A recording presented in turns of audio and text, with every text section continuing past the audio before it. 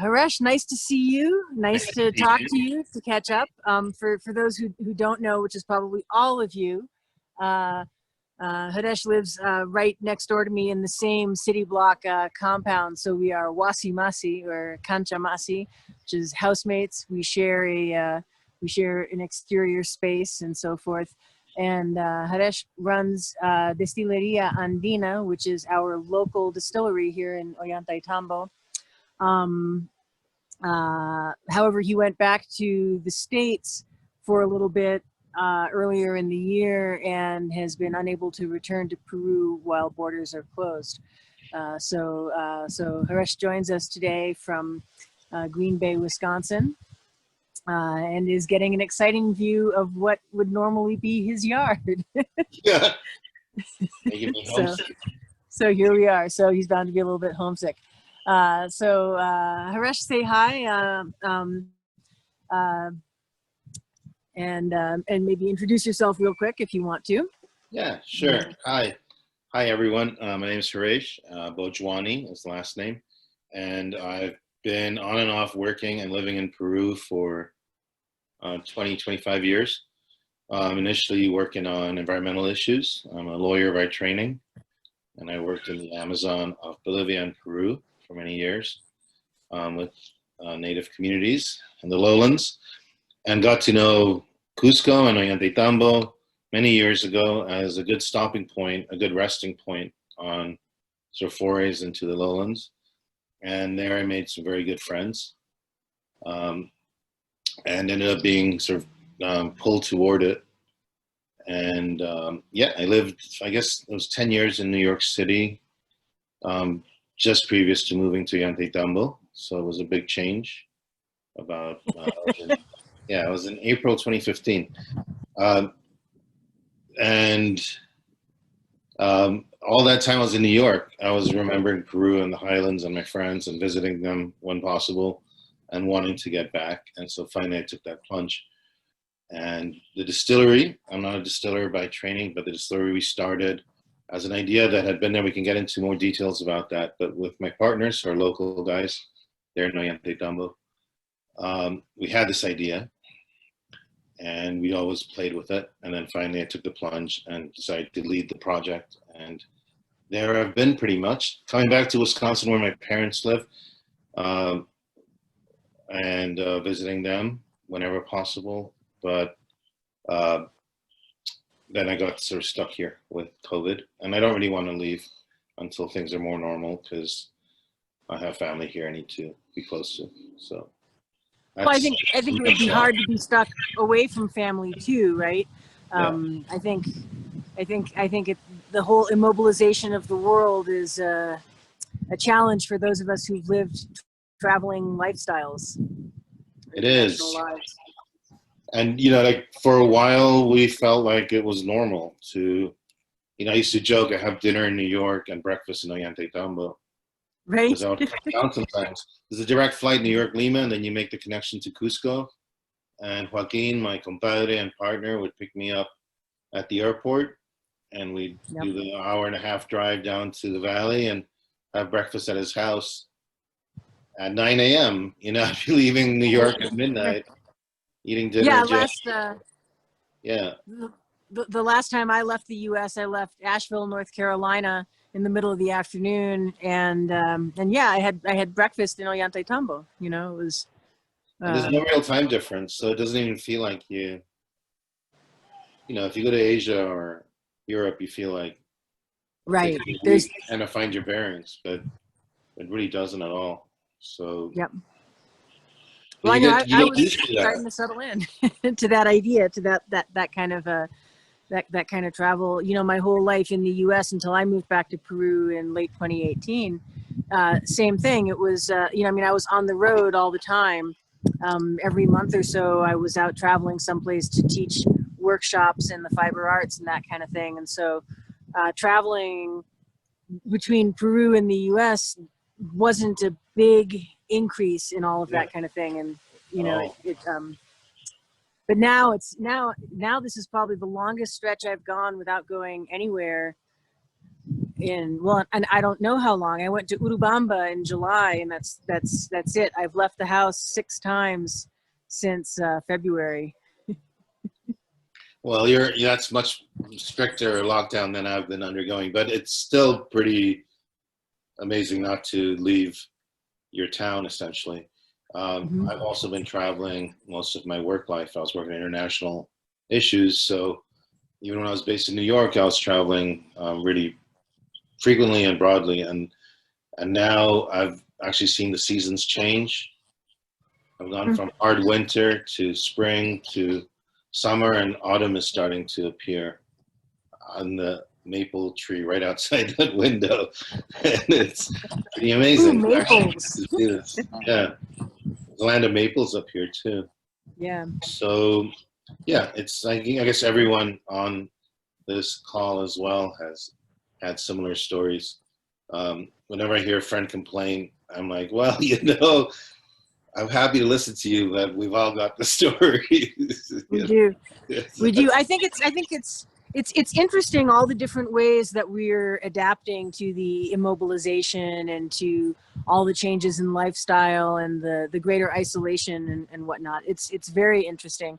And, I'll tell you, it's very interesting to see it happening here in Ollantaytambo, which, as you know, is such a social and outside and hanging around in the community kind of place. And so to see this town be locked down and nobody out in the streets is really, really different. Yeah. And Ollantaytambo is doubly so, I think, because it's the Peruvian culture, and especially Highland culture, is inherently one of interaction and reliance on your neighbor, right? Like everything's done collectively because no one has the resources on their own to get something done. So right. It's culturally that way, and it's also that way because of necessity, right? It takes a whole community to get by and to do all of that kind of stuff. And I actually think this slides real nicely into talking a lot more about your distillery, because a lot of that togetherness and a lot of that collaboration and community and collectivism that happens here does tend to involve people drinking together and drinking traditional booze together, as a matter of fact. So there also hasn't been booze sales in a lot of, and no partying, and man, it's really something else. So that's meant that you've gotten to produce some different things from the usual at the distillery as well. But that still, here you are as a productive and important member of the Ollantaytambo community, even though you're in Wisconsin right now, with you and your partners and everyone who works there, still being productive members of the community, and contributing in various ways. And we'll talk more about that, I guess, as things go on. But so a distillery, how come? So it's a great question because there aren't many in the area, right? Like the Sacred Valley is one of the birthplaces of global agriculture. Cultivars that come out of the Sacred Valley feed the world. Textiles that come out of the Sacred Valley clothe the world, but you don't have spirits from the Sacred Valley quenching the thirst of the world, right? So it's a bit of a gap. Now, distillation arrived in Peru with the Spanish. It arrived in the Americas with the Spanish or with Europeans. The sort of metallurgy and the technology for distillation actually comes from the Middle East. It was North Africans that took it to Spain and Spaniards that brought it to the Americas. These are old arts, but that have been spread through sort of the meeting of one culture with another, the invasion of one culture with another. And so we did have some distillation in the Sacred Valley, but only in the big haciendas that were owned by the Spanish and their descendants.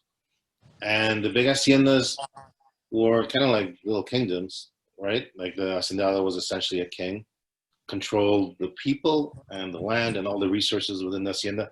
Some of these haciendas were vast, and some of them had these stills where they produced the sugarcane spirit. And so it wasn't an art performed by local people in their little villages or in homes, but rather by the big haciendas. And the interesting thing about the spirits produced in the haciendas is that oftentimes so something that people that have been to Peru might know is that if you have a big bill, like a 200 sol bill, it's essentially like having no money, because no one wants to accept it, right? Because no one has change, because no one has money, essentially, right? Everything is done by trading one item for another, or in very small quantities of money. So if you go back 60 years and longer, there was absolutely no money. And so some of these haciendas created their own currency systems using the sugarcane spirit, cañazo, the alcohol that we make with sugarcane, as a monetary unit, essentially. So they would actually make their coins that would say this is worth 5 gallons, for example. They didn't use gallons, they used arrobas, but it's hard to translate. Unless you know how to do it. So it's actually really interesting, because the arroba is a unit of weight, but it's also a unit of volume, and so translating that is really interesting. And I would love to, offline talk more with you and some other folks about the history of the use of arroba for alcohol, because it's only used for alcohol, not for other liquids. Yeah. Which is very interesting. It's a trade unit, and the only liquid that it's used for is alcohol. Other than that, you have like arrobas of potatoes, and that type of thing. So it's a logical trade unit, but it's the full history of it I don't really know. But it goes back to being a standard of interchange between all of the different haciendas and how that all worked. And it's interesting how much of that still continues to be used informally or largely in indigenous communities, because that didn't start to formally change in Peru until the agrarian reform began at the end of the 1960s, beginning of the 1970s. So there's a whole lot of just fascinating post-colonial studies stuff wrapped up in all of that.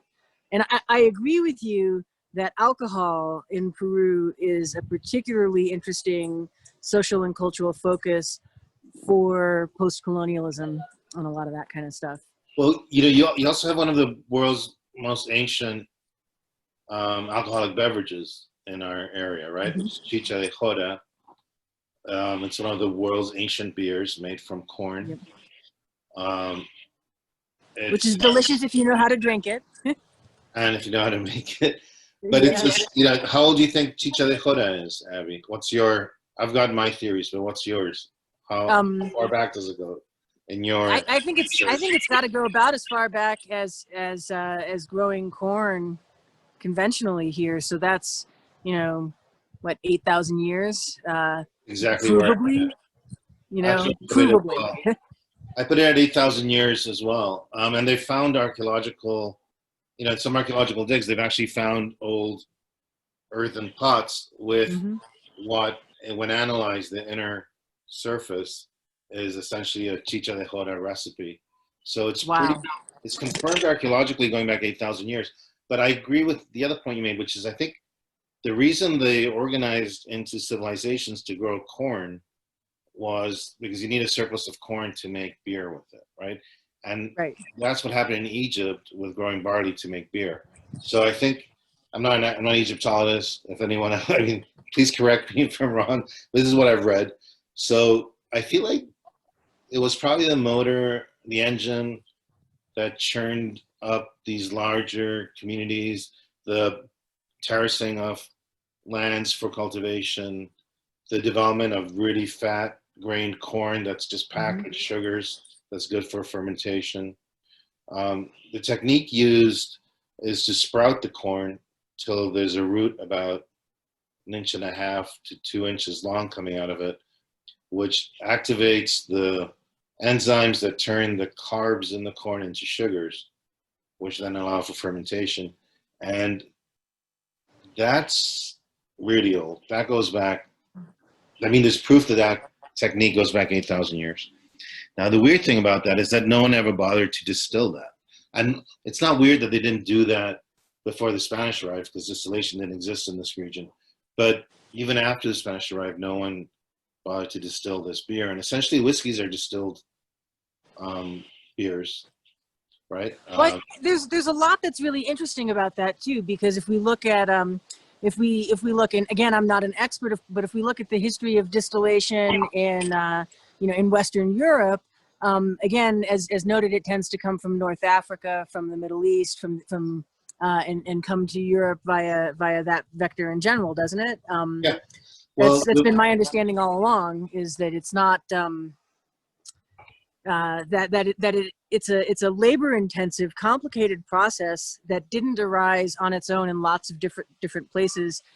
It's spread around the world. Absolutely. Through cultural contact and conquest and the like. So the word in Spanish for still, for the pot you distill in, is alambique. So that's like so many of the Spanish words that start with al. It's an Arabic word. And the word in French is alambic, and the word in English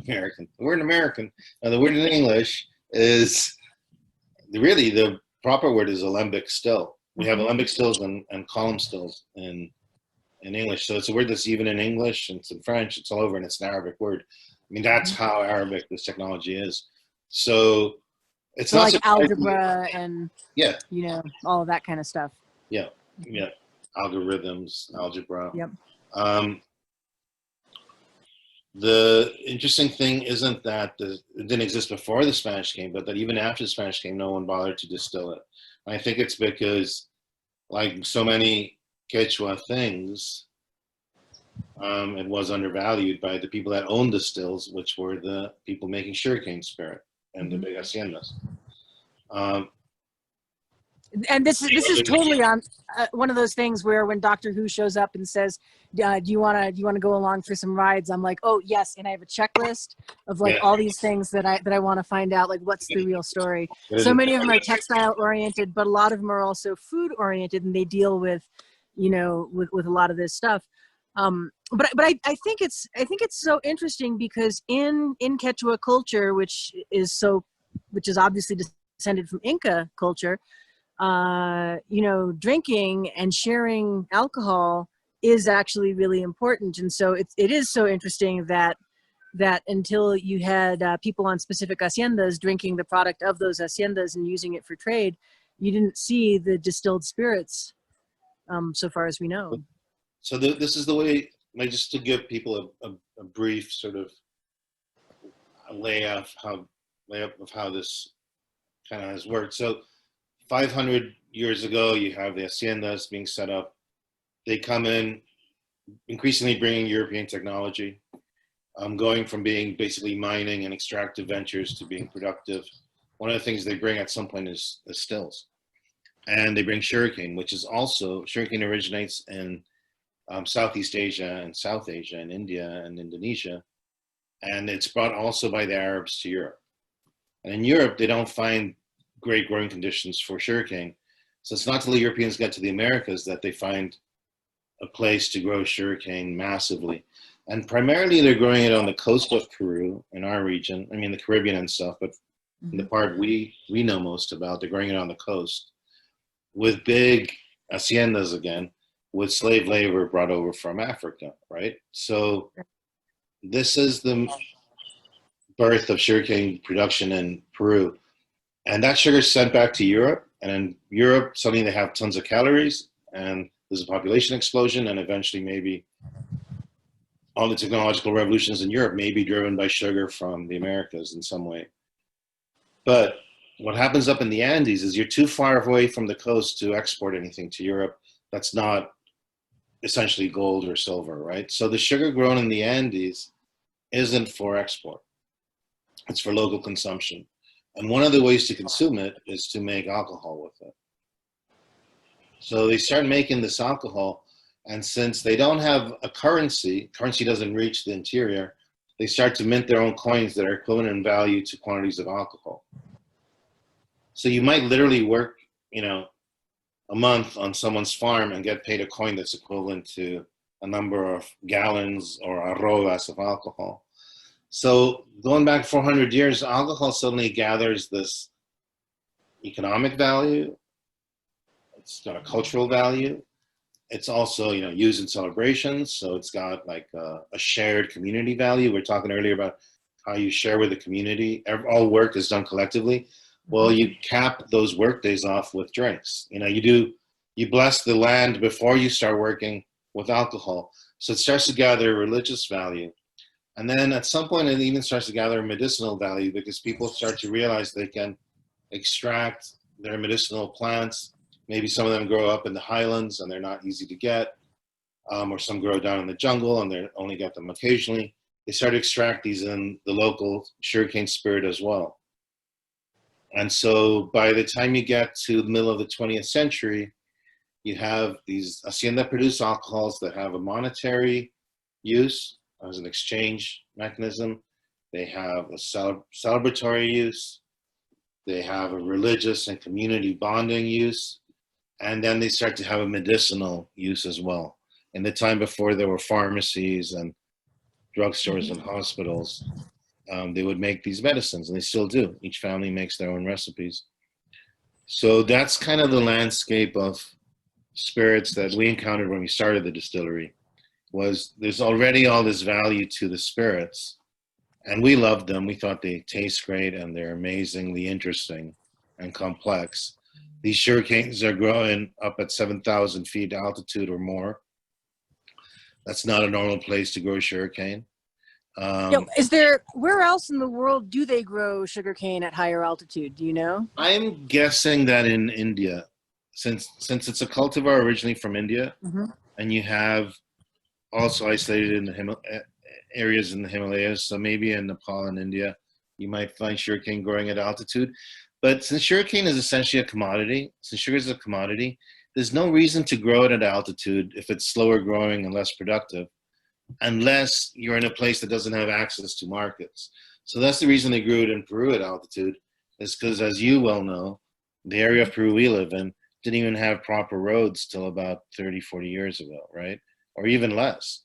So, well, even less. I mean, yeah, I first lived here as a 5-year-old in 1977. Well, 4-year-old is when I started living here, but yeah, and there were not roads, and we lived up in Chinchero, which is, a ways from Ollantaytambo and up in the mountains, and so we used to walk down to Ollantaytambo, like about a 4-hour walk, once every month or two to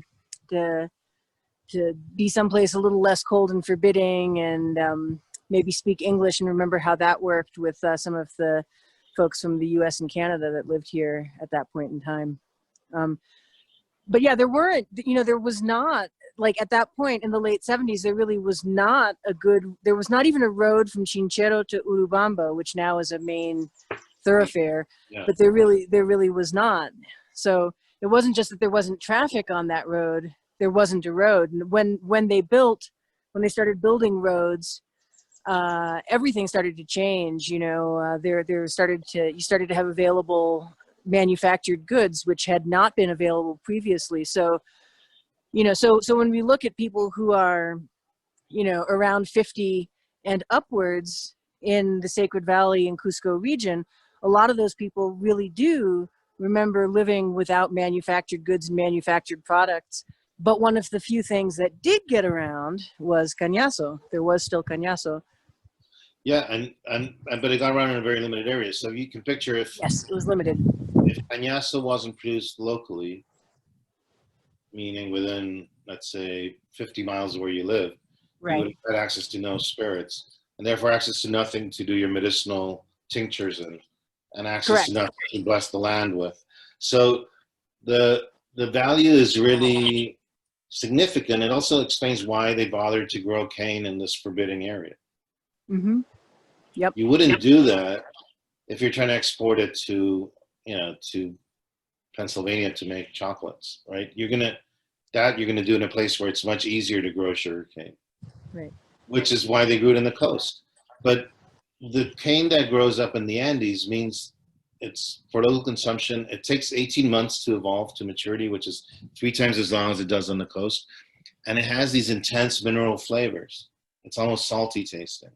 So when yeah, even just as sugar for household purposes, it's entirely different from yeah, even cane sugar from other places and other areas. I know when I was living in the States, the rare occasions that I would get sugar that was from Peru, it was really comforting to me in a lot of ways. And I would actually have people come back from the Cusco area with azúcar rubia, yeah, blonde sugar that they call it, which is sort of the standard sugar that everybody here has, yeah. and it has a different flavor. It So does. complex. Yeah. It's strangely complex. It's almost like a chocolate, like a dark chocolate note to Mm-hmm. it. So when we found this peculiarity in the cane, we weren't experts at that time, so we just thought we like this. Hey, here's a business opportunity. Let's make it. Let's work with local people to buy the raw materials. Let's make this. Let's do a fair trade situation here. Let's sell it. Let's make some money. We love it. Why shouldn't other people love it? That was sort of the idea. What we then discovered was, hey, this stuff is really special, because we started doing research and traveling and going visiting other places, and realizing how special the flavors are in our own cane. Mm-hmm. And then we also started realizing that every year there's less and less of anything traditional left, because the roads have come in. We get 2 million tourists a year. It's a mixed blessing. Like, we love them coming and spending money and time and getting to know us and our culture. At the same time, all these goods are coming in, and you can buy a cheap bottle of rum for $2. Why would you buy this almost sacred spirit that has a huge cultural monetary tradition? That's also a little antiquated, because it's what your granddad drank, and everyone wants to be modern these days. Yeah, there's so many Disappeared. things about that are really fascinating. And actually, I'm going to say that that's been one of the things that has been kind of neat about seeing Ollantaytambo the past few months be for Ollantinos, right? Where there's not this heavy tourist progression through town and all that kind of thing. So all the tourist restaurants are closed. People have opened stores. Everyone's got an abarrotes or something, and it's serving people who live here again, right? So then what commodities that are available is also starting to shift, and what people are thinking about in terms of surviving the long haul of this pandemic that we're in and everything is also fascinating. But it is really interesting to see what sort of modern foreign or industrialized commodities people miss or want, and which ones they don't. And at the same time, in some cases, people actually looking at their abuelos and saying, oh, well, hey, turns out you did know a thing or two, and I'm glad you're still around to ask Yeah. about this stuff. So that's really interesting. I have high hopes that in the due fullness, in the long run, we're going to see that go a long way to help us preserve a lot of these really at-risk things. And I think that's part of, for me, why it is so cool that you have this distillery here, because it really is a tremendous resource for the local area in a lot of ways. We're trying to do a few things in this space of preservation and sustainability. I mean, we're trying to, the normal thing would be to start a distillery and, for example, produce gin, right? Because gin's like very fashionable right now. It's easy to consume, it's cheap to make, and so on. But gin has no connection to the Andes, right? So you have this debate: should we make a gin and therefore generate income and money, or should we stick to our guns and work with local ingredients and local ideas? And you can argue it both ways. Mm-hmm. You can totally argue it both ways. And what and we're open to changing our ideas as we learn more and as we confront new realities. One of the things that we've thought about a lot is that culturally it's kind of like the virus is like Okay, so globalization is like the novel coronavirus, right? So globalization reached Ollantaytambo 20 years ago. It reached Mexico 40 years ago, but Mexico had contact with the outside world for a century and a half. So by the time the globalized world reaches rural villages in Mexico, they've already had some degree of inoculation. There's some herd resistance to every new idea that comes along. And so in Mexico, you see industries and textiles and spirits and cultural elements kind of surviving, adapting, moving along. In Peru, we're just becoming kind of marketable, even, right? Like, yeah, becoming so, fashionable. Whereas in Peru, we're kind of like, by the time we figured out what's hitting us, it's already gone. Like the local resource, local cultural concepts already been buried. So yeah, I think it's so fast.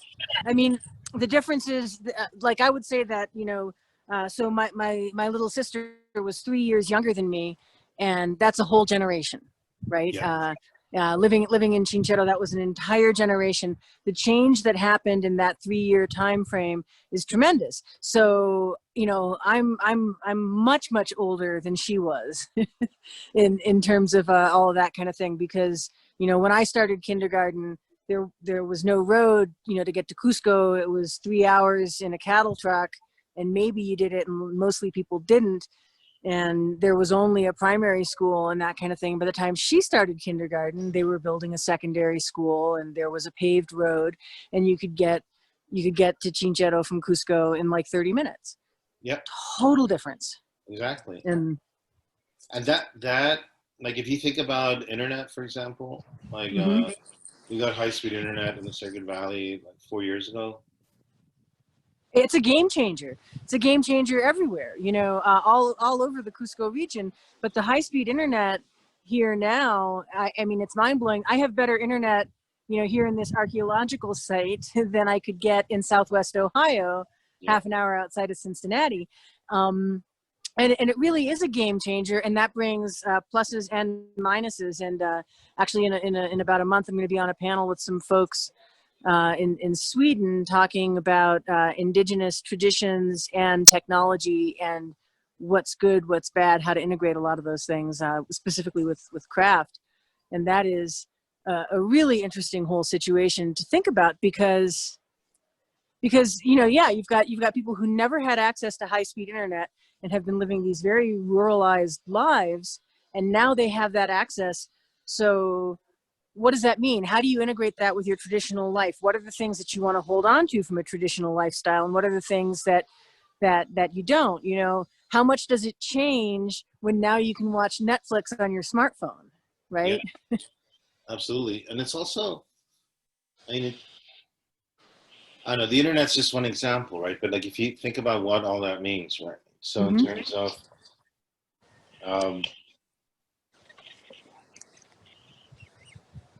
when we started the distillery, there were local glass blowers. We were thinking we'd have all our bottles alone.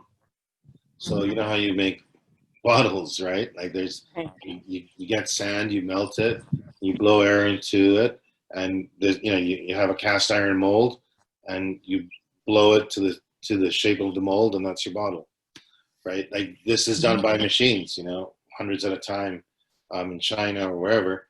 It used to be done by local families, right? They'd get old glass, they'd pick up. That's how recycled glass started. You get old glass, break it up, melt it down. That's why we had these interesting bottles in the Sacred Valley that were full of little bubbles.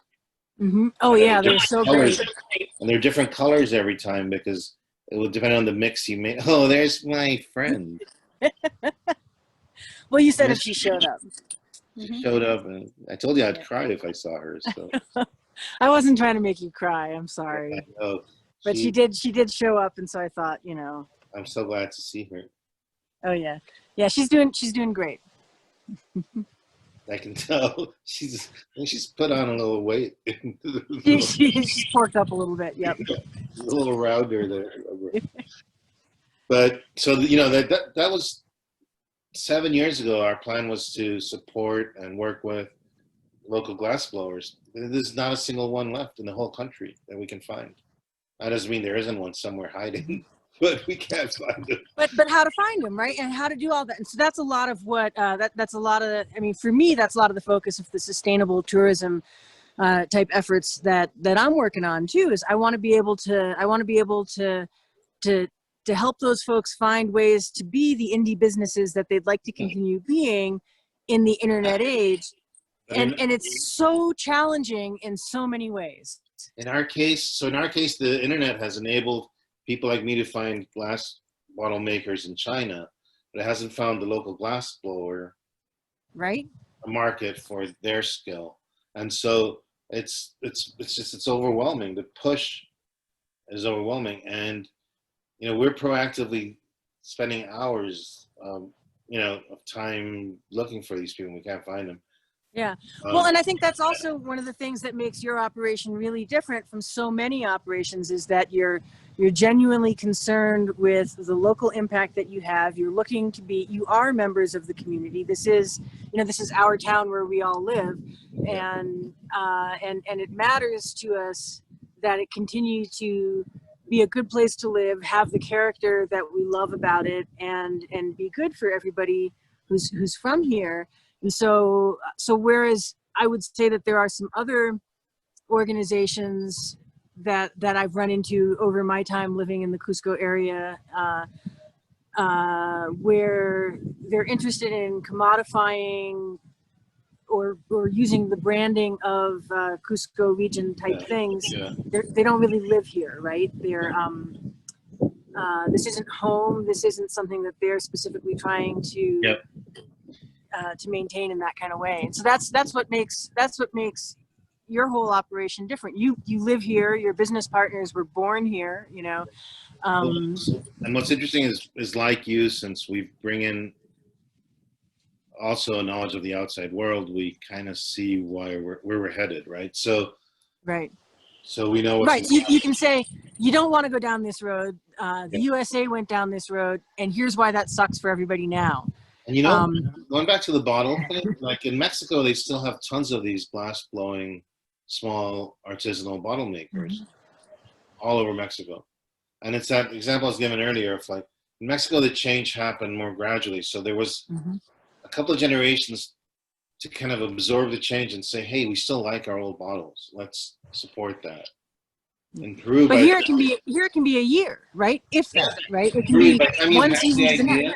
By the time you've had the idea and figured out a way to fund it, it might be gone.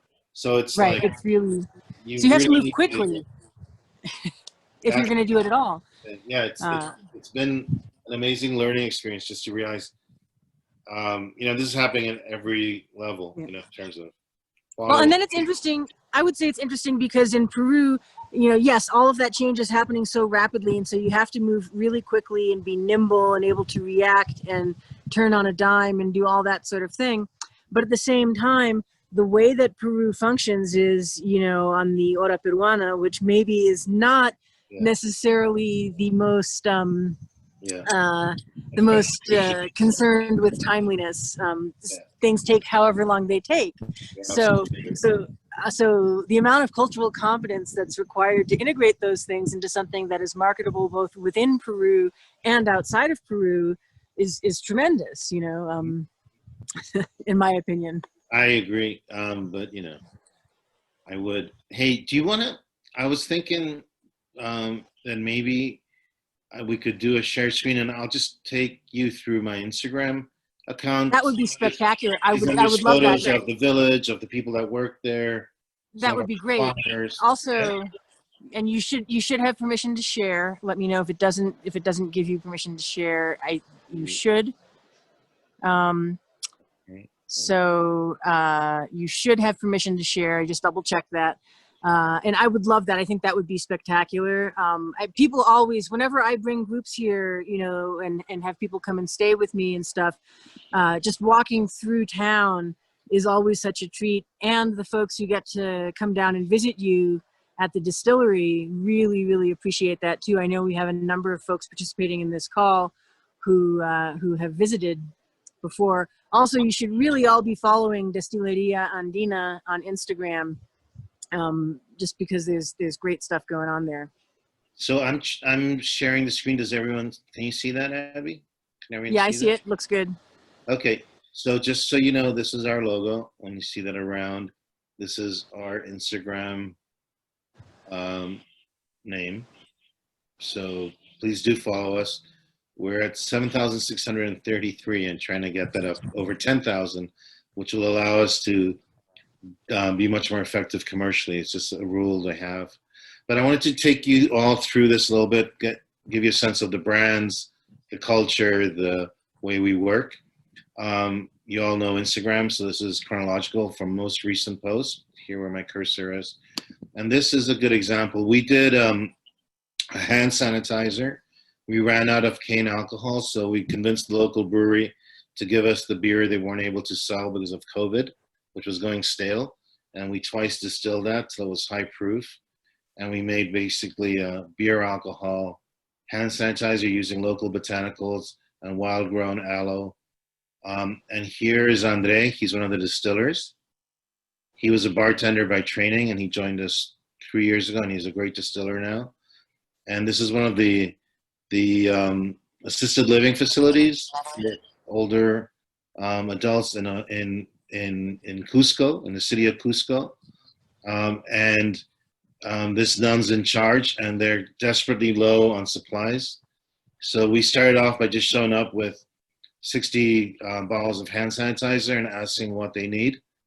And this post, in the text, it includes their bank accounts for anyone that wants to make a deposit directly to them.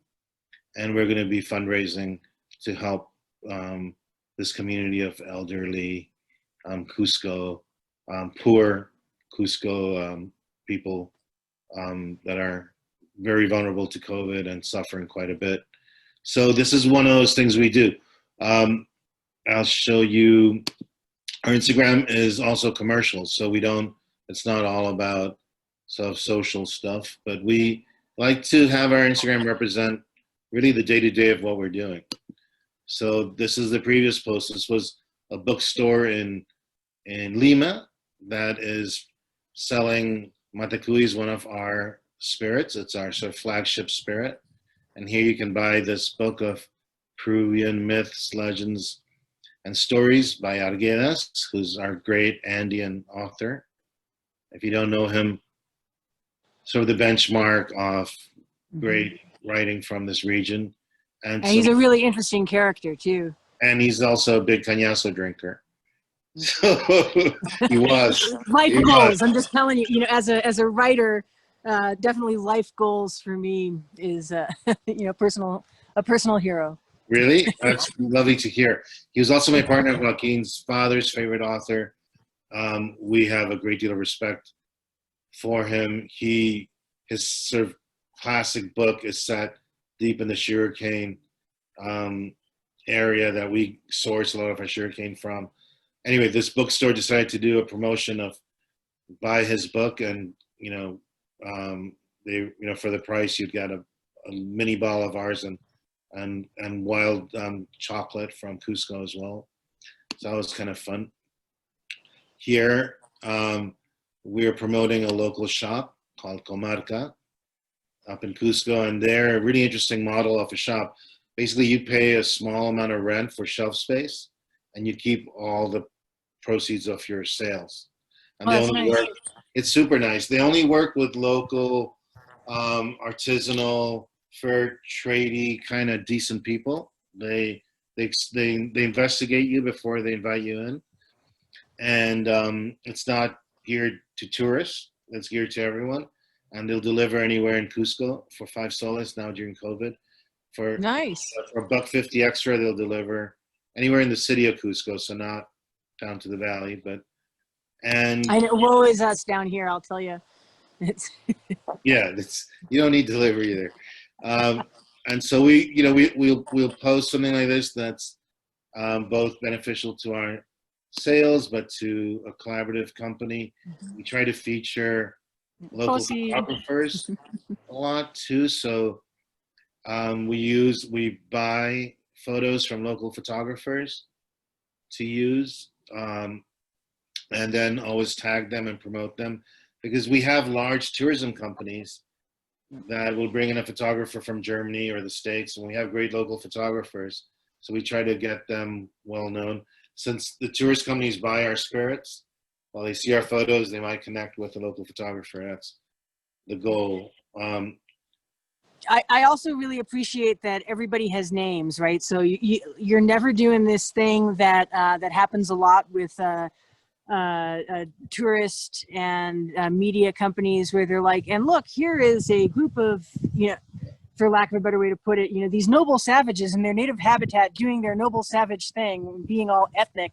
Like, that just makes me crazy, right? We're really careful about that. We try to not post something till I really know the story behind the shot, you know, if it's not our photo. Right. And like I said, yeah, everybody has names. Everybody is a person. Everybody is real. Nobody is. You also, there's also none of this other thing that sometimes happens. And we just had a long set of a week-long seminar on cultural appropriation last week on the Patreon.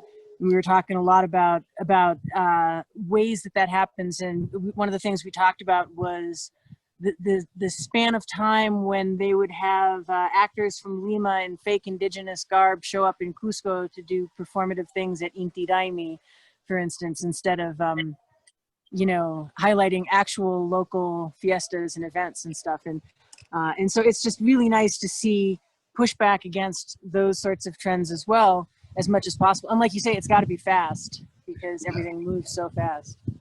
Yeah, totally. I mean, there's so much complexity to what you just said that we could spend 6 hours unpacking it. You did last week. Yeah. Well, I don't have anything else to do. So, yeah.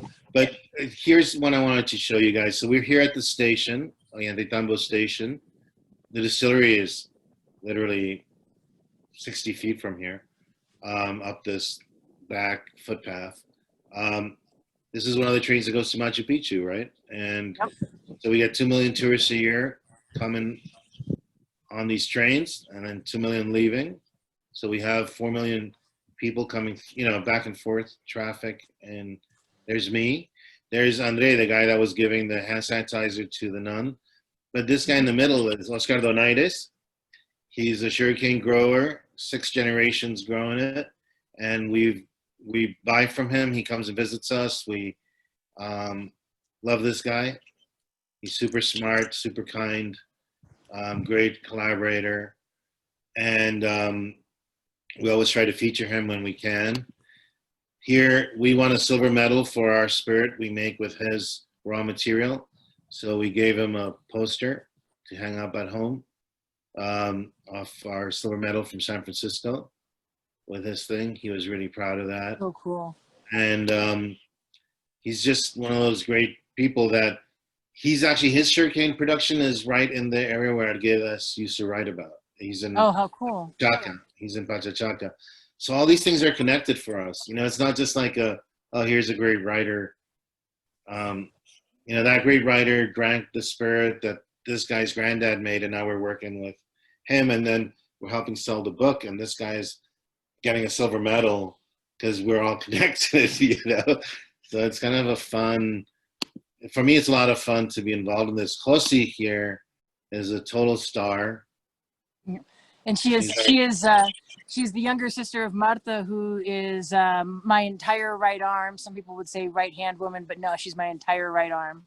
And an old friend from when we were kids. So again, you know, the family connections are so deep. And Josie is mind blowing, isn't she? Yeah. Tell them a little bit about Josie while I look up another photo. Well, so she is a chef, and actually her whole family are all very serious cooks and have cooked commercially and for family and for all of that kind of thing.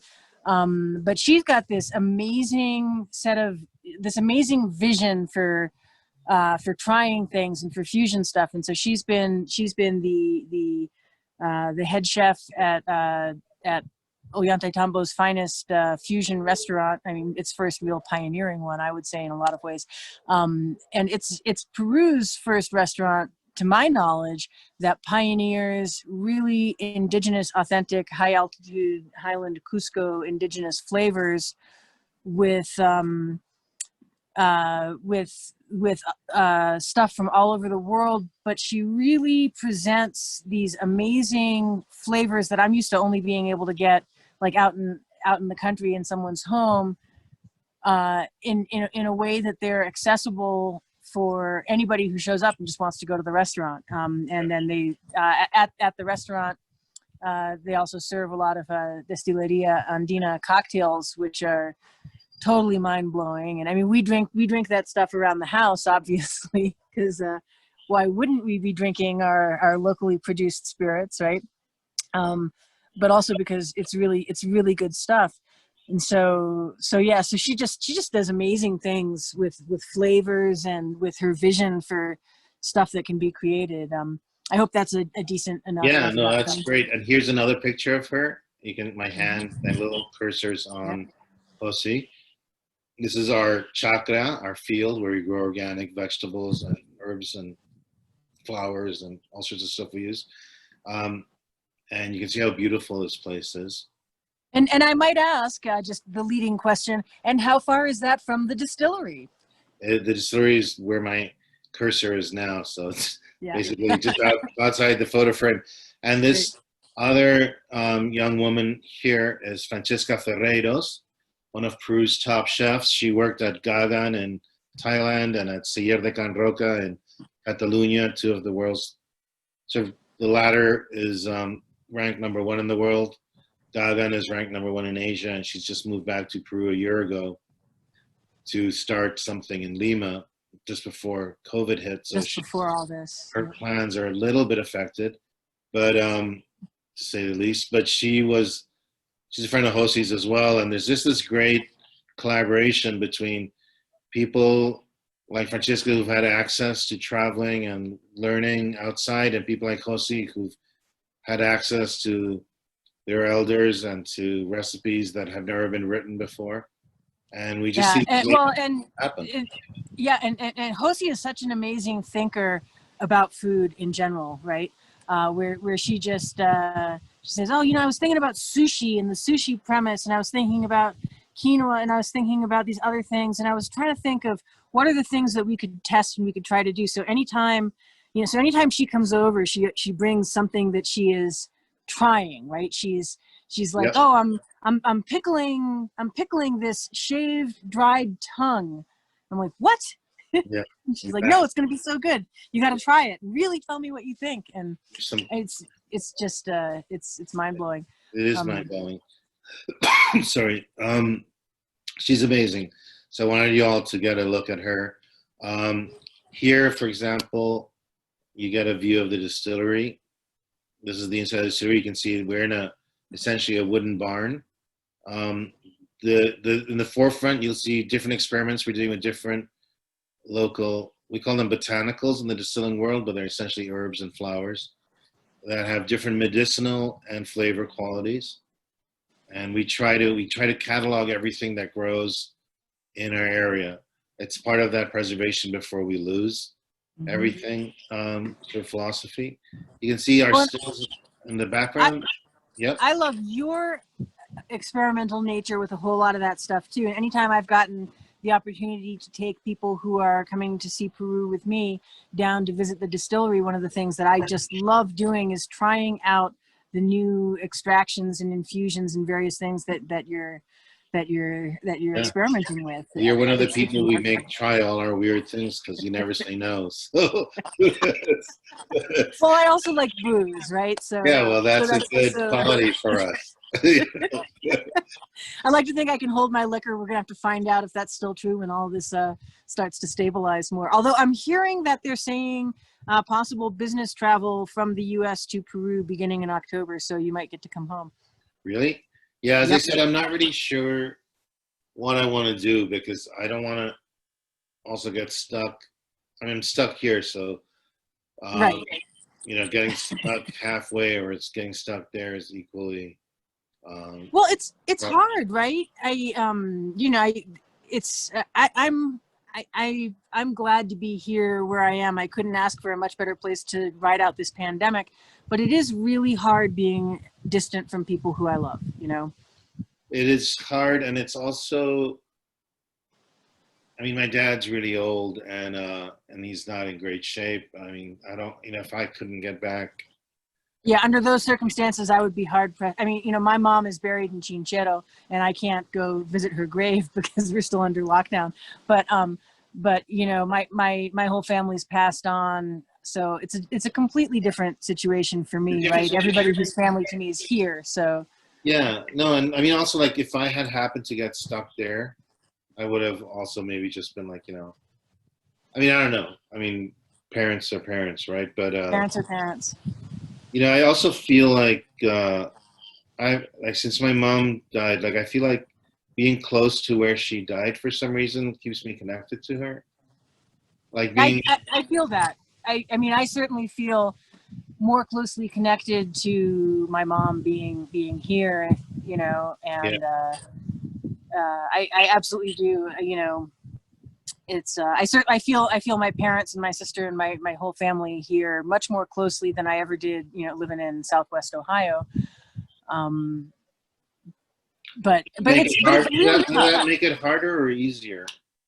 What, living in Southwest Ohio or feeling No, more like feeling the connected? connection to people you. Oh, that is a really good question. I think it means that the things that I feel I need to do or continue or work on because of my connection to them are that much more present, right? So it might be easier for me to compartmentalize a lot of that stuff if I were at some distance from them, but it really fits and it really works here, and I think it brings me a lot of comfort because I mean my parents met in Peru. I exist because they got together living in Peru. I grew up here, and so for me there's a connectedness that I'm really grateful for. And it's like you said earlier, how so much of all of this stuff is interconnected, right? You know, whose cañazo are we drinking? Whose works are we reading? The community focus of all those things, that's so much stronger here. And I have to say that for me, I think I draw an awful lot of strength from that. That would be very hard for me to find anywhere in the USA right now. Yeah. It's interesting also probably how as time passes, the needs for connection are probably fed in different ways to the people we've lost. I mean, I lost my mom relatively recently, and being here in the space where we got to hang out the last few years is a comfort. I wouldn't say, I don't even know if the word comfort is right. It's yeah, I don't know what the word is, but I know what you're driving at. You know, it's this is one of these really difficult things, and loss is such a challenging thing. It's you know, it's been 7 years since I lost my mom and my sister, and 16 years since I lost my dad, and there's still moments when it's just right in my face, you know. And I guess that's just, I mean, that's par for the course. To me, this is my first big close loss, so I'm learning a lot about what matters. But I'll get back to the distillery here because I don't want to make people too sad. But hey, there's Josie and Francesca again, who we were just talking about. Mm-hmm. They're two of my favorite cooks in the country, so it's amazing. That's so great. They are also friends and work together.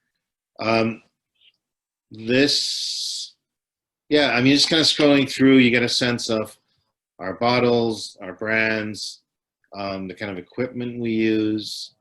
But we are also, you know, this is Ollantaytambo, the fortress, seen from our distillery door, essentially. So we work in the shadow and the foothill of this amazing site that everyone that lives in this village is connected to through blood and struggle and beauty and culture. We've been lucky to have some good international coverage. This is actually a picture from a National Geographic Traveler article that featured us. That's me setting up the still for a run. This was about a year ago. There's links in our Facebook and Instagram to all these things. This was our first medal. We got a, which is just so cool. Which is really cool for us. I cried that day because I was like, I started this crazy project, left New York on a decent paying job and a relationship. That's another sad story for another time. Yeah. Hey, there's Wendy. Mm-hmm.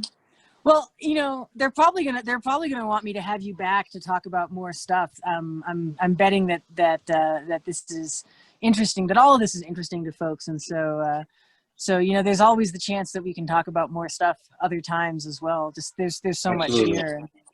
Absolutely, but at least people are getting a sense of what we are, what our commitments are, and it's interesting because we go from, you know, essentially being in a field with a bunch of local growers and in this amazing site to, you know, trying to sell our product. Here I am at doing a training with the staff of the Lima Yacht Club, which is probably my least favorite clientele. But you know, here we are. But it's so interesting because it's you know, it's, I mean, I feel a kinship with you on all of these fronts because, you know, this is I'm also all about bridging these vast cultural gaps, right, and class and socioeconomic gaps, right, with all this kind of stuff, and so much of it is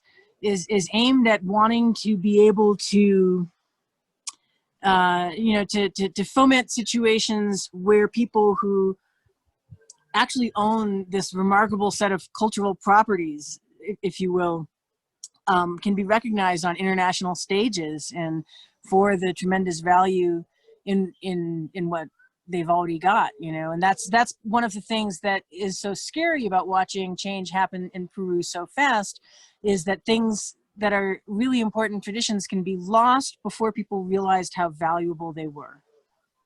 Absolutely. And the thing that I would like to, that ties into what you're saying, that's about this photo, is each one of these bottles is a different, now these are all bottles we pulled out of a recycling heap, washed up, disinfected, and are using for our experiments. And we basically have hundreds of these bottles, extracting everything from, you know, this is a fish from Lake Titicaca, these are nasturtium petals, this is Brazil nut. The chimichurri are surprisingly good.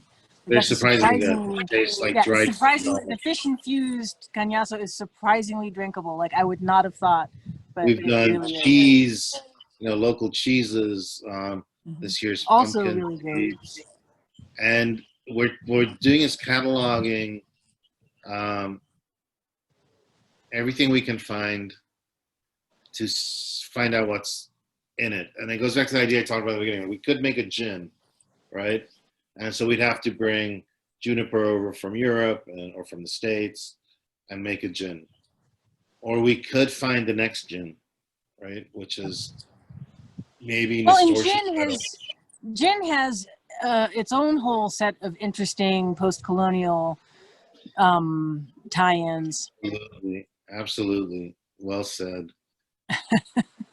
That's the whole thing. But so you know, so I mean, if you've already got a situation where since colonial times there has been a distilled alcohol produced here that has its own set of post-colonial baggage, bringing another one from another whole empire has a whole different set of ramifications, you know? Here's where we sort of feel like we can make it work. So we learned how to make gin. We did that by visiting gin makers in London and Scotland and the US and Peru. There's a couple of good gin distilleries in Peru and we like them. It's not for us, but we like them. And then we apply those techniques, but to local plants.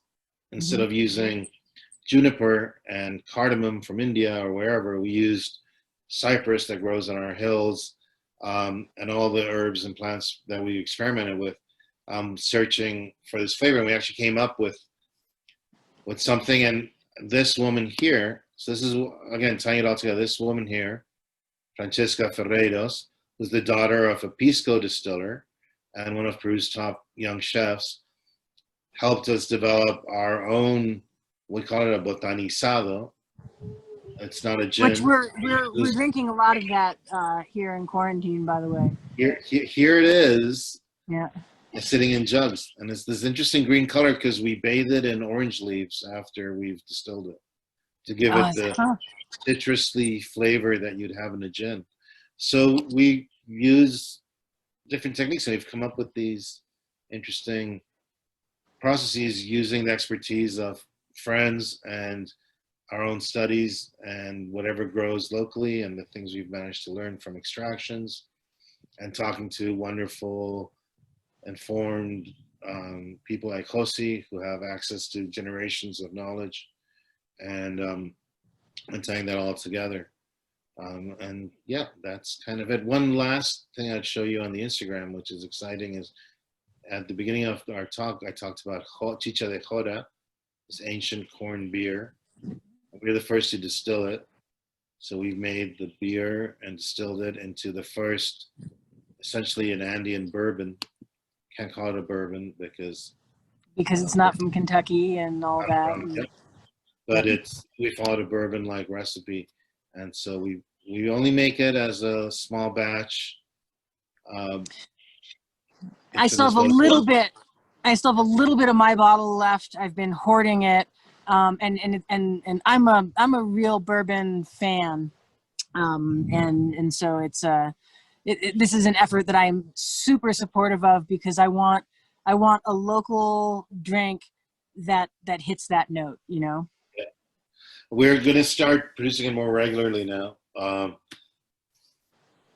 We're hoping to generate enough for it not to just be like a nice little collector's thing, but actually a product.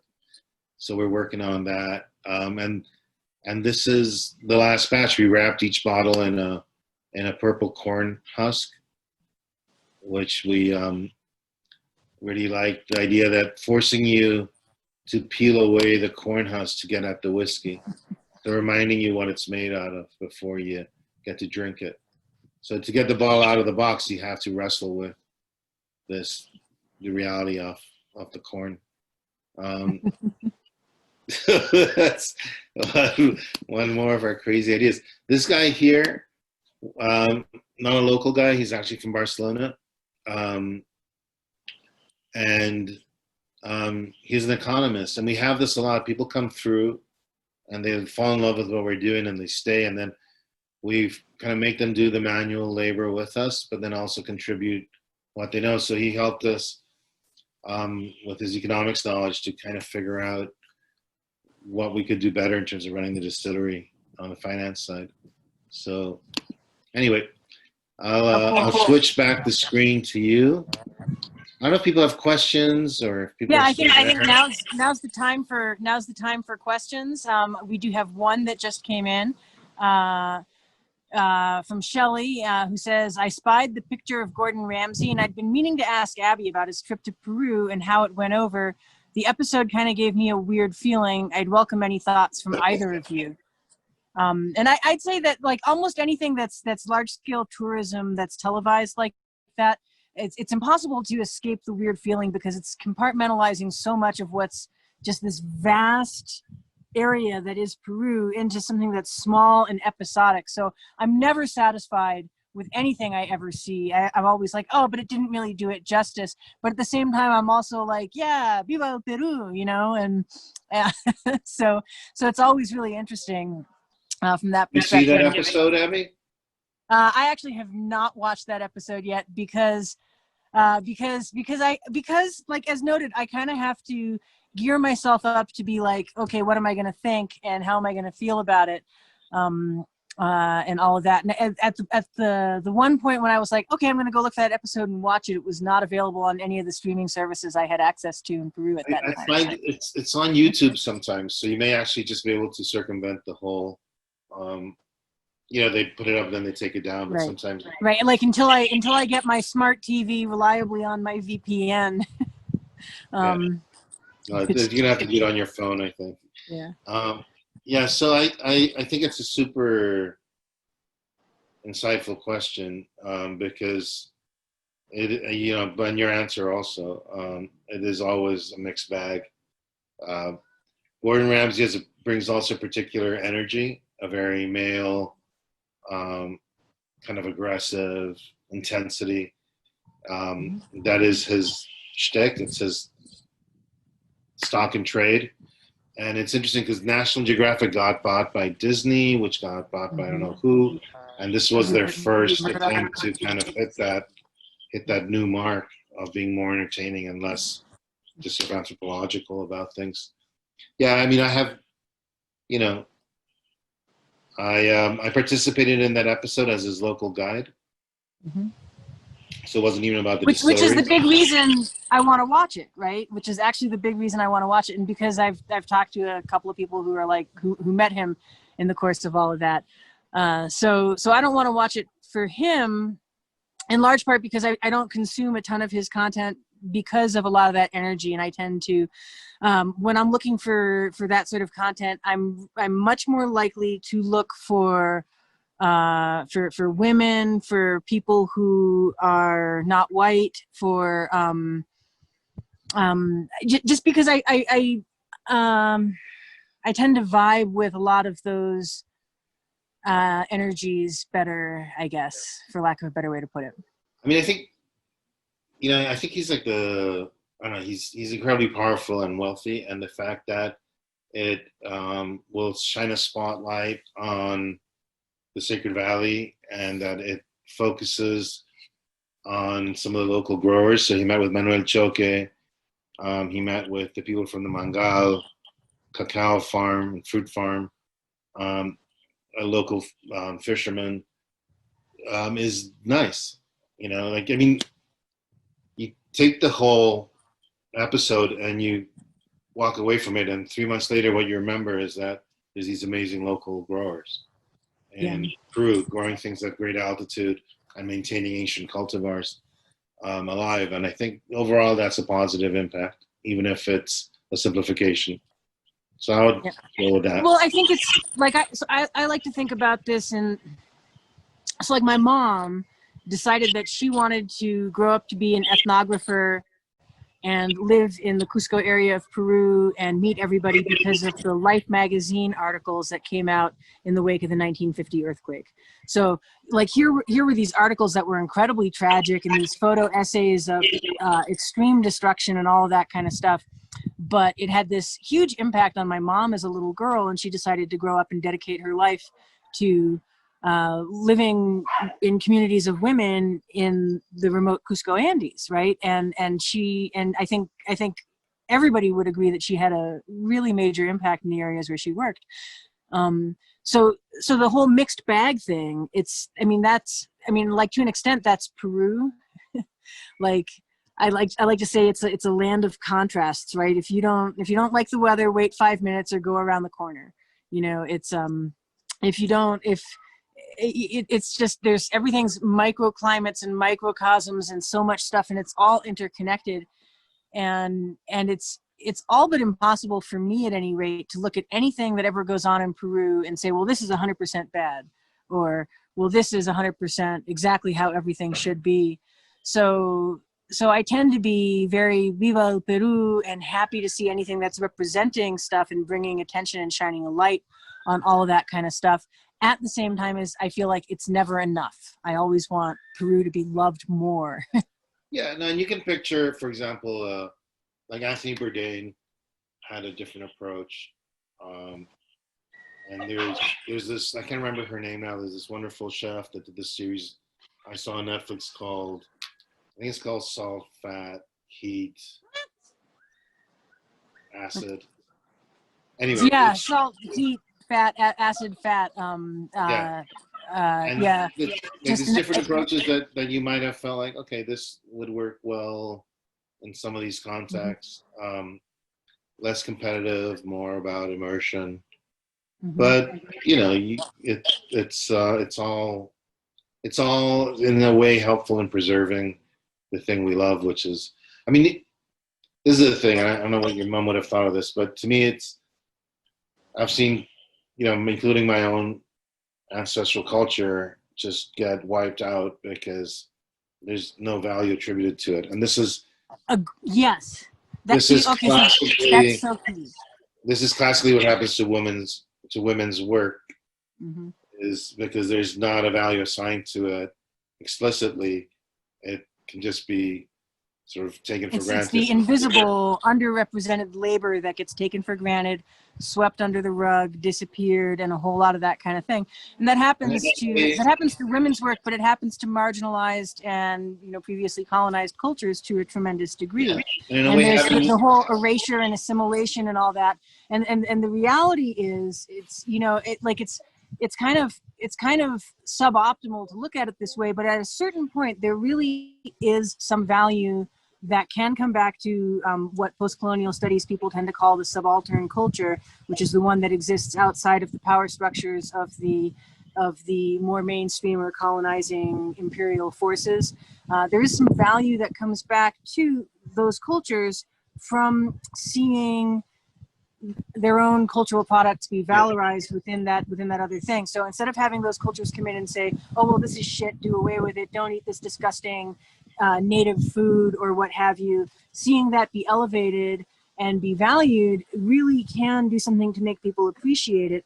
The trick is to see that happen without it being an appropriative thing and without it being a revision or a rewriting of, like Mexican food is a great example. What people think Mexican food really is. Well, it's a whole lot of different cuisines from a whole lot of different areas. And yes, it's marketable all around the world as far as being what it is. And it's got all this powerful cultural branding. But whether or not that's authentic to the cultures that it came from, or whether it benefits those cultures is a different whole thing. So it's challenging. There's a whole lot there, but I think I think those of us who care about diversity and the survival of things which are not just the mainstream steamroller of the military industrial complex, if you will, right? We need to all find ways to come together to preserve those things and do that. So I can't just be like, oh, I hate these people from other cultures that want to show up and capitalize on whatever the cultural property is, right? But at the same time, I feel that it is definitely my lane as a person of white USA ancestry and all that to get out there and provide and push back on that and challenge that, And in some ways, I mean, we've already been overrun by tourism, right? So it's not like, I mean, Gordon is not going to change that.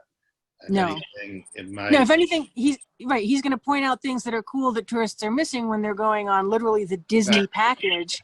Exactly. And it might help. It might help a local potato grower. I mean, Manuel Choca is from Chinchero, from your neighborhood. Yep. He's growing amazing potatoes, and he might have access to better markets because, hey, he spent 15 minutes with Gordon Ramsay. Exactly.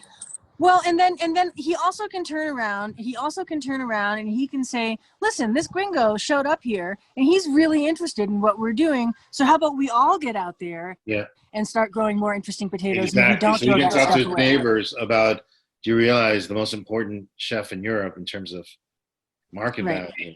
I mean, Gordon Ramsay's amazing because, I mean, Gordon Ramsay's amazing because I did this show with him. It took him a week. We banged it all out in first takes, essentially.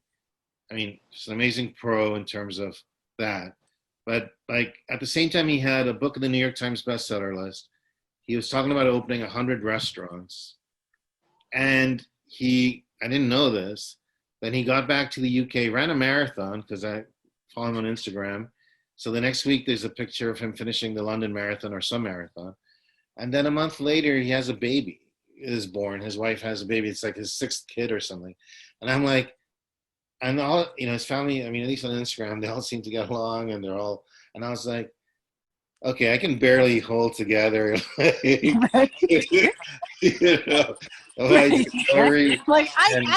made the bed today. Exactly. I let Abby's cat in and I gave it a little treat, and then I worked, Right. and I wrote my parents an email. Mm-hmm. So hats off to Yeah, people that can absolutely. generate That can that do kind that. of interest. Yeah. I mean, in my rich fantasy life, you and I are those kinds of people like down the road, and we've got people who are like, well, I need Yeah. more of these conversations. Let me just get those two on an interview call again and like ask them for opinions about stuff. Like in my rich fantasy life, that's a thing that happens, and the kind of legacy that people like you and Yeah. I are able to leave is significant like that. But I don't know. Who knows, right? It's all such an interesting and complex set of questions. I think like for me, I don't know. Gordon Ramsay's is a force of nature, and I think he's like the UK's sixth richest person. He started as a cook, right? There's just a level of intensity in a country that has basically stolen from everyone in the world to make it to number 6. Not doing that yourself, actually working your way It's to the really top, significant. is really remarkable. It really is. Well, it really is. And then I don't know. I mean, this is going to be one of those slightly challenging things to say and have it sound as diplomatic as I would like.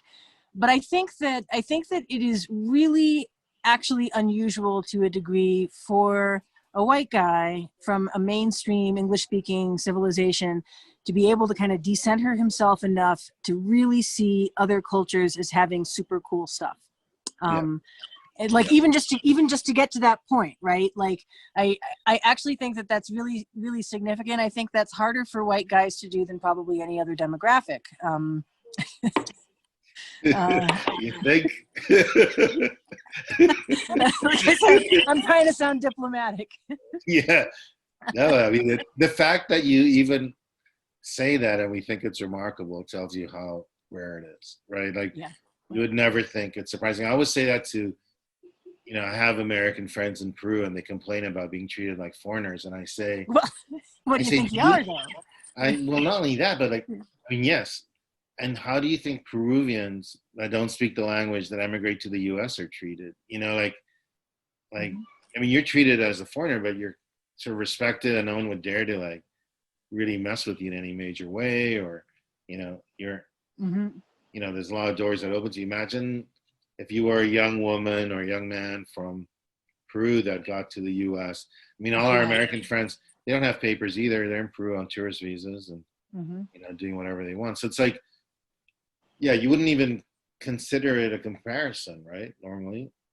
No, it's really fascinating. And well, and for me, it's really interesting because since I did grow up here and I did grow up in Chinchero, and because I speak Quechua and because of, like a whole lot of those kinds of things, the way that, that I get treated by Peruvians tends to be very different from how folks who don't have that background, who look like me, get treated with their U.S. passports and all of that. So I have a lot of very interesting conversations about that dynamic. You're truly rare, even compared to the other Peruvian Americans whose parents moved down in the 60s or 70s because of what your parents did, and how. Where you grew up as you weren't like on the tourist path. So like your story is even more it's a little out there contrast.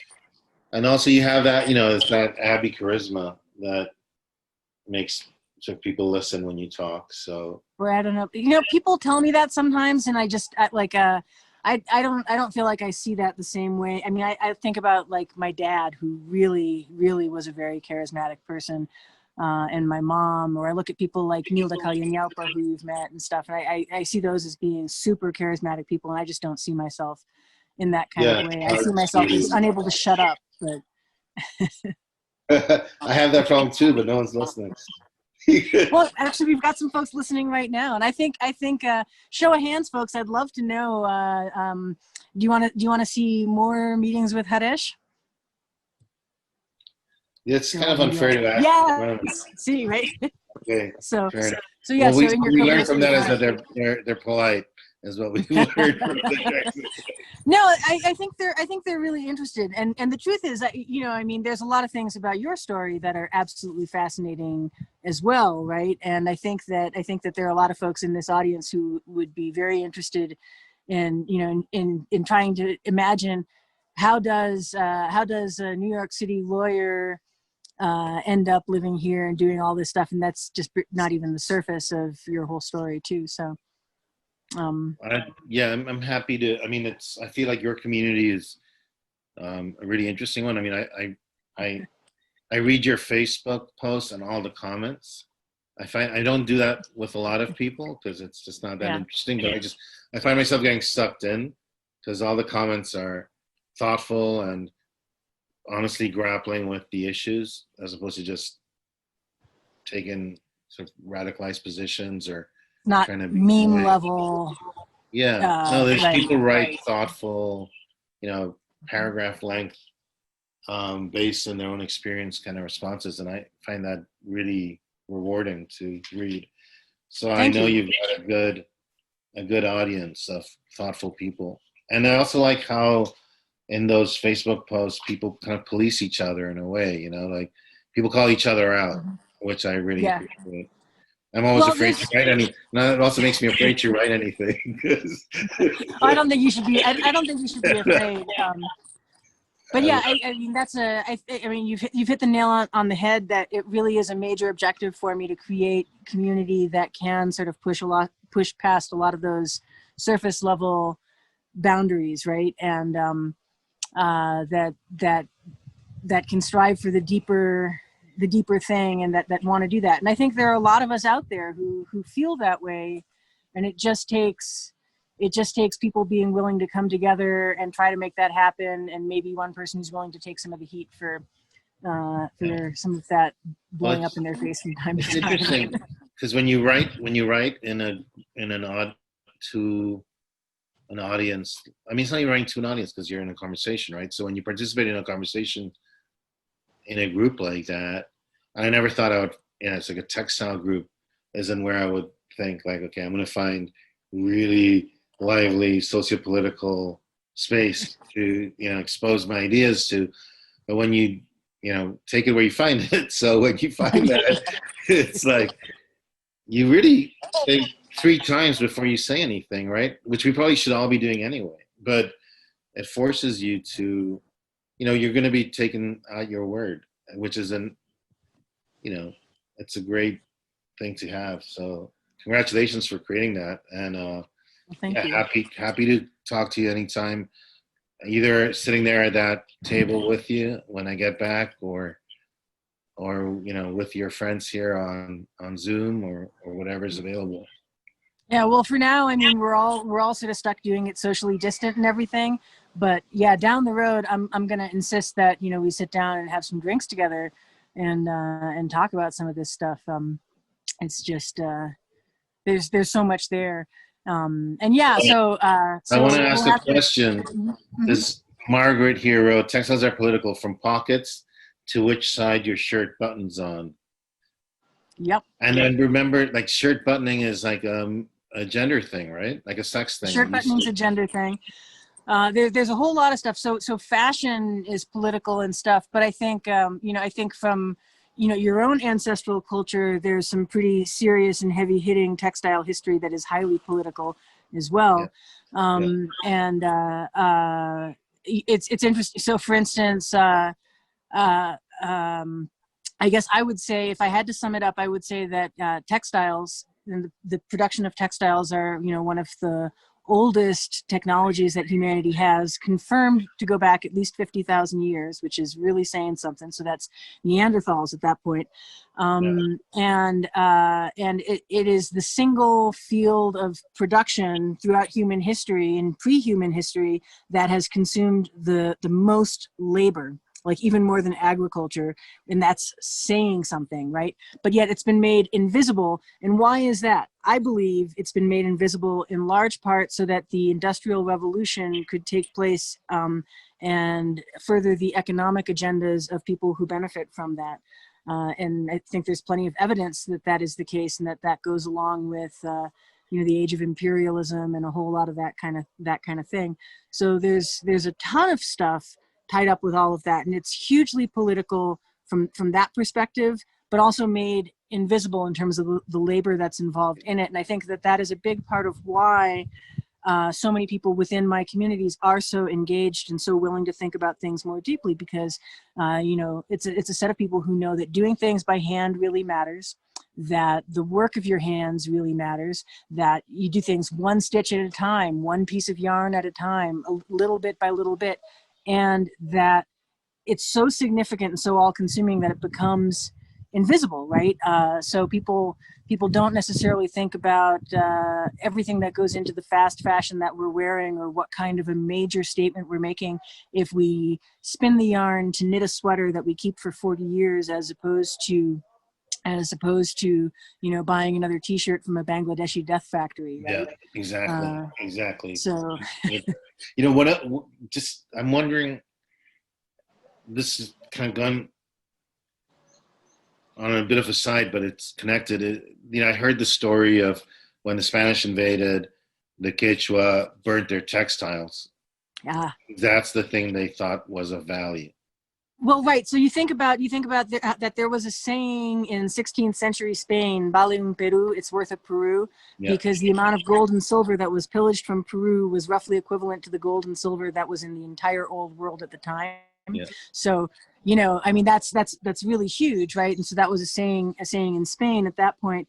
And at the same time, the Quechua people, who were brutally colonized and subjugated and all of that kind of stuff, largely to themselves kind of breathed a sigh of relief, thinking, well, they didn't get all the textiles, right? Like they didn't eradicate that. And so much of that is significant because that was the lore keeping and the means of passing information from hand to hand as well. Within all of that culture. Yeah, we've got owls in the Keunia tree, and it's all that. Is it so I also heard like the value that you can value, it's connected to what you're talking about earlier with value, because if you have a blanket that's been woven, that the quality of that blanket, you can put a value on it that's also based on the amount of time, effort, care that went into making this thing. Well, and the level of expertise, the years of weaving that person had in order to be able to produce something of this quality. And that is how things were valued with cash value, prior to the Industrial Revolution and the making of textiles in mass-produced ways and moving that kind of stuff around. So the reason that you have, these old kings wearing enormous lace ruffs is because of the sheer volume of labor that was involved in that. So it's a means of portraying how much labor you can command, which is the ultimate in wealth, really, isn't it? Even in the industrial era, that is probably the ultimate in wealth. So there's that, and then that has to shift and change, and those things didn't happen by accident. So if we look at the birth of the Industrial Revolution, and we talk about automating agriculture and automating textile production as being the things that really made that happen, a lot of what took place in order to cause that stuff to happen had to involve socially engineered situations and circumstances, like the enclosure movement in the United Kingdom, which took people from the Bronze Age communities that they had been living in for a really long time and essentially rounded them up and resettled them around manufactories where they would provide the labor force for factories for mercantilist, capitalist, industrialists, and by extension also the market and so forth. So getting people to, like I remember my dad used to say, in the 1990s, when everyone was talking about the internet revolution, this is the biggest social revolution in human history. And my dad would say, well, what about the one that gave us the job? What about the one that gave us wages, right? What about that? That seems bigger, and we've forgotten that happened, and that's not an accident. Oh, there's so much we've forgotten that happened. I mean, it's startling how much we think the present is the norm. Always. And as if it just evolved to be that in the course of natural events, right? And with the accelerated change we were talking about, it's happening in a non-discussed way, right? So Right. When did we agree that we would all put our photos on public sites that everyone could look at? When did we agree that we would make them searchable with hashtags so people could actually find our private images more easily? Like, when did we all agree who to sold something us on more? that, right? And I know some of that. And so I mean, I was an early internet tech worker and a whole lot of that kind of stuff. And that I was pretty committed to doing that kind of thing until Nilda Kalyanyaupa kind of read me the Riot Act about how there were probably a lot more people who could do that than there were people who could talk about textiles from the perspective that I can. And so if my mission was lore preservation and the continuity of human civilization, that might be a position I should.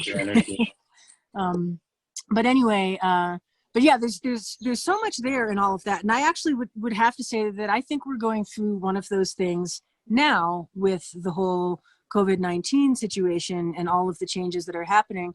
And so that's where, for me, it's really important to do things like try and have conversations like this one that you and I are having right now and bring them to larger audiences as much as possible, because I feel like that's how we get to be people who make decisions, even if they're in small pocket ways, right? That's how we get to be people who make decisions about what's going on down the future. We get to say, no, I don't agree that I'm going to put everything up on a website and hashtag it. Okay, well, I guess I did agree to that because, but you know what I'm saying? It's and that's not even that's not even the biggest part of it. I mean, that it's just that, like, we never actually, like, I mean, with the internet, we went from being raised by parents that told us, don't make your troubles public, don't, like, work, be guard your intimacy, right.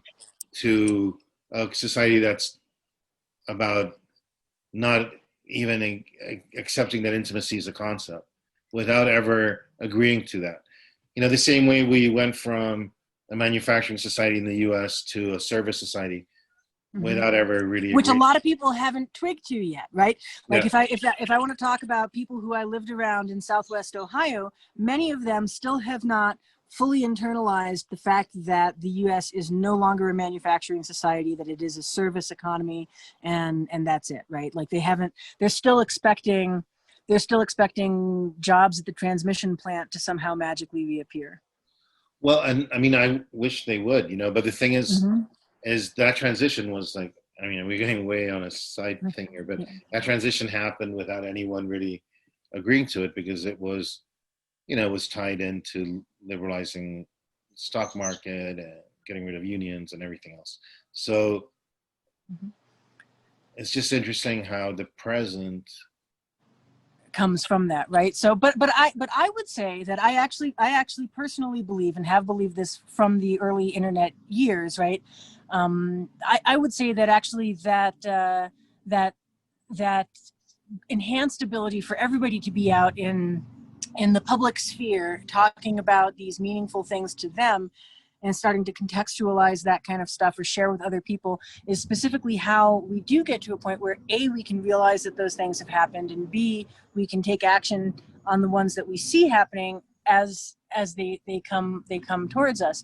Like, I think people like you and me are more able to look at some place like Peru, where the development is so rapid, and see where this likely goes, right?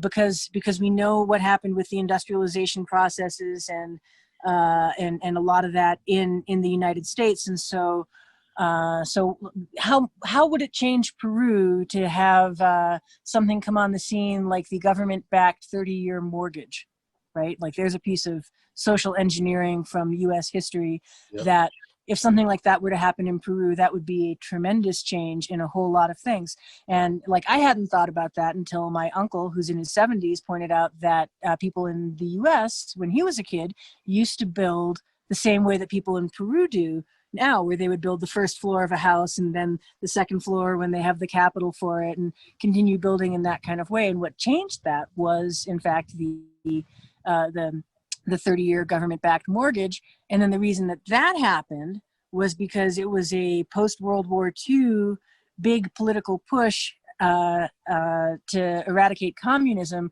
by creating homeowners who were invested in the capitalist economy. Right. And so, I feel like the privatization of retirement into 401ks was the final step in that. right? I agree. I agree. Then not only were we landowning capitalists, we are, even though we're not, right? We're not really landowning capitalists, because the bank owns it all and can take it at the drop of a hat, even if it's half paid off, right?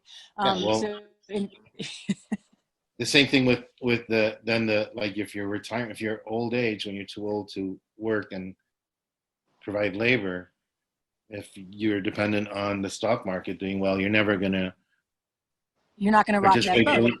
You're not going to participate politically in a way that would affect the power structure. So it's, from your home to your, and then, they've co-opted, it's just been they've co-opted even the most radicalized. Going to the doctor and surviving if you get sick and stuff like that. So it's really, but I guess where I'm trying to go with this is it's easy for you or me to look at the dystopian hellscape that the contemporary USA is for a lot of people, right?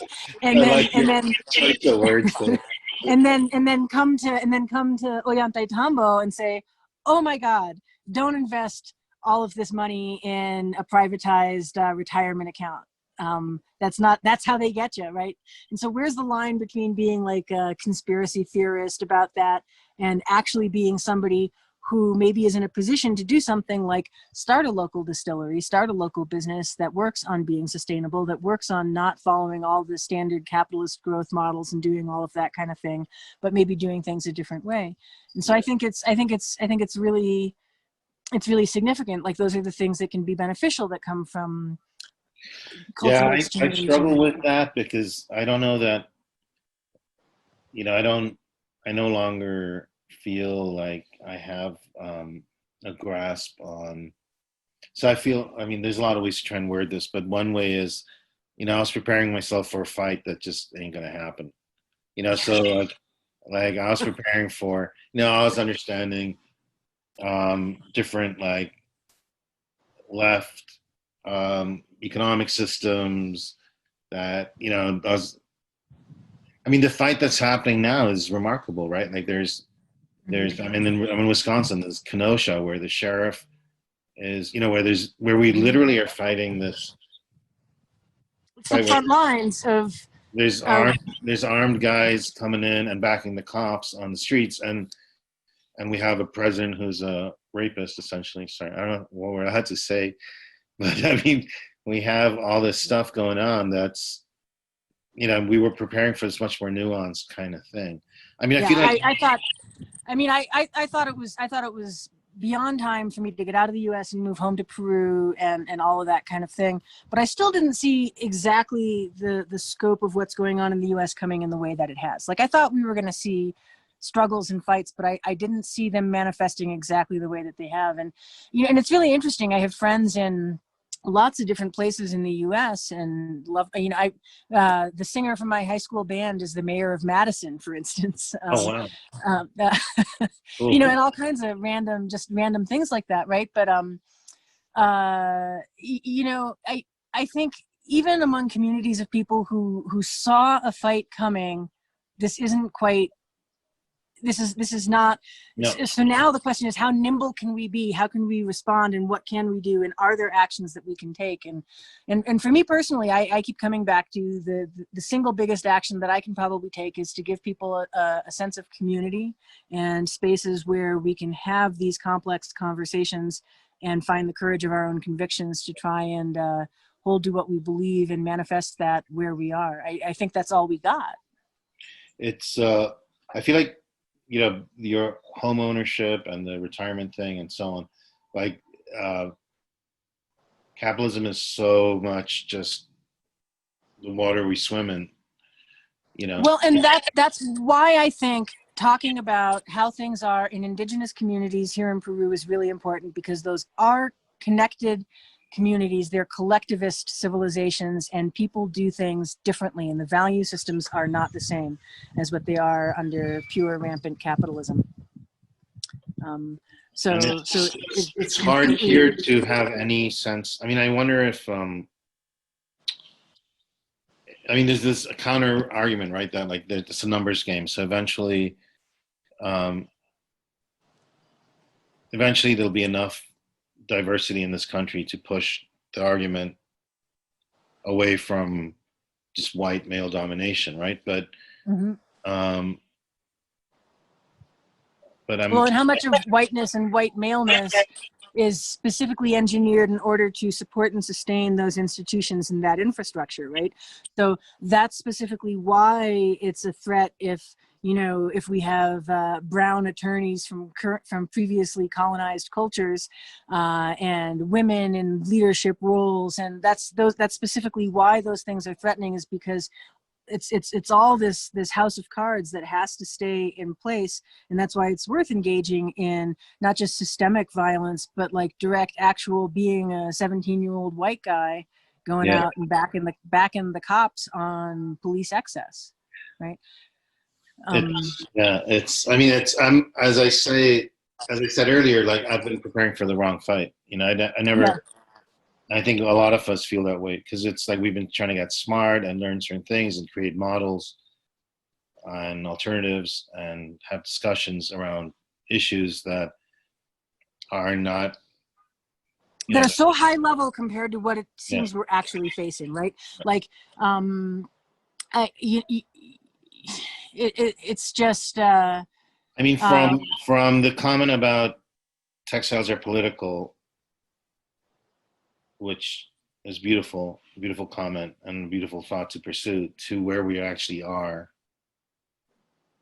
with on the street with cops shooting guys in the back 7 times, and you know, how many times did they miss? Yeah, you know, just all of it. It's hard to fathom how we get our conversations to kind of how do you so what do you do, and what kind of privilege do we all have to be sitting here on this Zoom call talking about this sort of thing as compared to countless other things that we might be facing and dealing with and stuff. And so it's really it's this whole complex it's this whole complex set of interconnected things. But I think that a lot of us who are, you know, more educated, have had ivory tower access ever and all of that kind of thing. You know, now here we really all are in this global situation that is so far removed from anything we imagined happening in our lives, right? And you know, and I say that speaking as somebody who had sort of preparing for the worst case scenario as a coping mechanism for a lot of my life, just because of crazy shit that's happened, right? And even so, you know, so like 3 years ago, I was saying, anyway, I'm going back to Peru, and I'm going to have a place that's got lots of space for other folks to stay. And when you see the writing on the wall and you want to leave the US, you can come stay with me while you figure out what's what, right? And now I really mean it, but the borders are closed. Yeah, and I mean, it's like we're still, as you say, we're the privileged ones, right? I mean, like I may be brown and y'all may be women, but we have some access, right? Like I'm trained as a lawyer, and I've got enough resources to subsist through COVID. And yeah, I mean, I could still get pulled over by a cop, but I'm also older now, so I'm kind of aged out of the real imminent threat kind of group. So we're all kind of okay. Like I don't feel like I'm gonna have to run away from here, you know. In fact, I need to stay and kind of figure out a way to do something useful. I mean, I've been very involved with the Democratic Party here in Wisconsin. I figured this county might be, there's a few counties that could be the difference in the election, right? And this is one of them. Brown County. Yes, I think that's huge. So Brown County is interesting. It went 60-40 for Tammy Baldwin, lesbian Democrat senator, woman, lesbian, you know, whatever. 60-40 this county went, and then it went 40-60 against Tony Evers and for Scott Walker, who's like the most retrograde, right-wing, anti-teacher, anti-workers governor. And so like this county can really swing it, and this county alone is enough to swing the state, and the state may be alone enough to swing the country. So I'm spending a lot of time. I won't lie. It actually, I find it reassuring to think of you being there, right? To think of you being you with your charismatic personality, your strength and focus and your education and all of that kind of thing, being there on the ground in a situation where we need people with that kind of vision and focus and everything to be doing it, right? And every bit as much as I wish you were here and we were drinking some botanizado under the queunia trees in the yard, every bit as much as I wish that were the case, I'm still also like really relieved and really glad that you're there. And then for me, the flip side of it is, you know, I have a revenue stream of any kind, which how many people do you think in Ollantaytambo have any revenue coming in right now? It's not a lot. So I'm able to provide some people with jobs and put money into the local economy and do that kind of thing and try and figure out models for how we can survive moving forward and how we can come out the other side of this whole thing. And here comes Marta looking at me like, geez, are you guys still talking? So I feel sorry because I think like we may have people that are too kind to just leave us talking on our own. But what you should all know is that we'd be happy to talk on our own anyway. Right. So feel free to leave. We'll keep going. No, actually I have a 6 o'clock with my partners, which is in 7 minutes. But I really appreciate this. And it's going to be hard to now talk about partner stuff because my head's so full of other ideas. But thank you, Abby, and thank you all for giving us. Thank you very much for joining us. I knew that we would have a really interesting conversation, and that the folks who support and sustain me and are part of my community would be really interested in learning a lot more about you and what you do, and that anywhere our conversation ended up diverging to would probably be interesting. Like Shelley said earlier, we're a crowd that does topic drift really well, and I think it's a good time. And the other thing to remember, like Margaret just said, is everybody is stuck at home right now. So if we're looking for content to consume, like how much more stoked would I be to find this to watch on YouTube, this conversation to watch on YouTube, than so many other things, right? Well, I always find myself interesting, but none of other people do, so we'll keep it at that. I would watch other people talking about these topics and well, I do. I mean, there's all these podcasts and stuff which are fascinating. But I'm gonna anyway. Anytime you want to pick it up again, I'm here. Let me know. And thanks to all of you for tuning in. Yeah, thanks everyone. And I think there's a bunch of things that we want to come back and talk about. And so. So I will absolutely share further discussions with that. And I'm going to also invite you to the Discord chat server that I run for the folks on Patreon, so that you just have, yet another distraction in the midst of all of this. But we have some interesting channels and chats and discussions. I can give you updates from the front lines of Brown County. We'll make you your own whole channel for that, because people want to know. Yeah, no, I'm tuned in now with the group working on Latino voters, and it's I've been a week gone from not knowing anyone to suddenly trying to put together a strategy if we get out the vote. So I have to have something to do, right? Oh God, I know. Well, right, because it's really hard to, I mean, it's even hard to be stuck here at El Canton, which is absolutely beautiful, and I don't get to walk to the plaza and do any people watching because there's none of that to be done.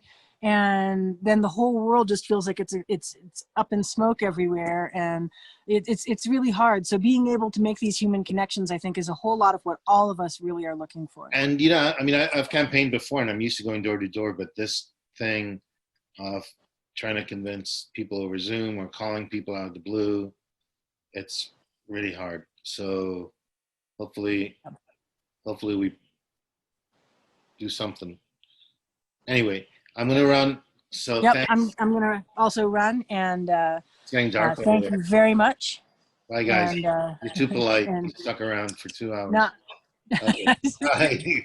They probably would stick around longer. Anyway, thanks a lot. Bye bye. And again, I'm gonna sign off. As you can probably all see, it is starting to get dark here, and I will make a channel on the Discord and invite Haresh to join us, and we will go from there. Thanks, everybody. Bye-bye.